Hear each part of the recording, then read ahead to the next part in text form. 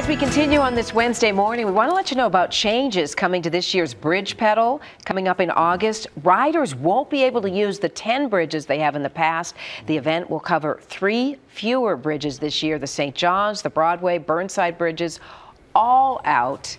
And we wanted to find out what's behind all this. So Rick Bauman, the event director for the Bridge Pedal, joins us. Welcome to you. Well, the St. John's Bridge. That hits me right here. It's such a beautiful view across that big bridge. And one of the best. I'm sure riders look forward to that. So what's behind the change? It all comes out of the Portland Police Bureau. They are short on officers. There's about 200 or 300 vacancies at the Bureau. And in major events, the Shamrock Run, the Portland Marathon, Providence Bridge Pedal, we all hire police officers to handle the difficult intersections. For Bridge Pedal, that's about 75 officers. The police adopted a policy saying all these events can use a maximum of 33 officers because of the shortages. And so we've had to do major configurations to basically cut our need for police support over in half. And were there other solutions, or are there others in the works potentially? Could you hire private security, or do you really need those, those commissioned police officers for this? I would hope we've been working for a half year trying to find those solutions.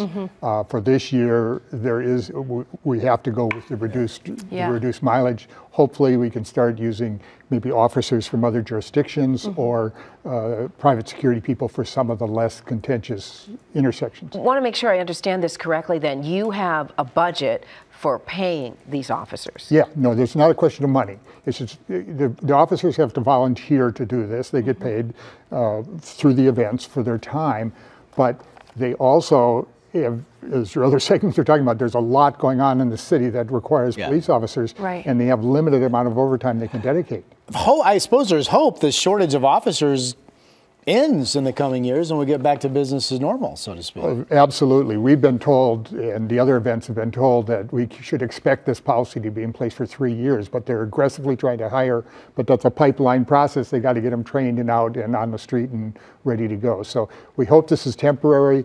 We think the essence of what is Providence Bridge Pedal, this great fun community event, remains. We still will be using the top decks of the Markham and the Fremont. Yeah, let's take a look, if we could, at the route that will still remain in place. And you have different distances? Yeah, we try to make it available and interesting for bikers of all levels. So we'll range from 3 miles up to 30 miles of biking.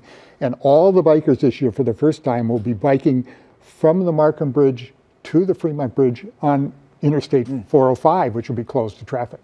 Okay. The Tillicum's in, right? I couldn't see the map because I can't see. We don't use the Tillicum? No, TriMet has a policy not to allow the bridge to be used for events like this. Okay. Well, 18,000 folks have enjoyed this event in the past. You told us it's the 2nd largest community bike ride in the country. Wow. Even with these changes, we sure hope it stays that. We do too. Thanks for coming in this morning.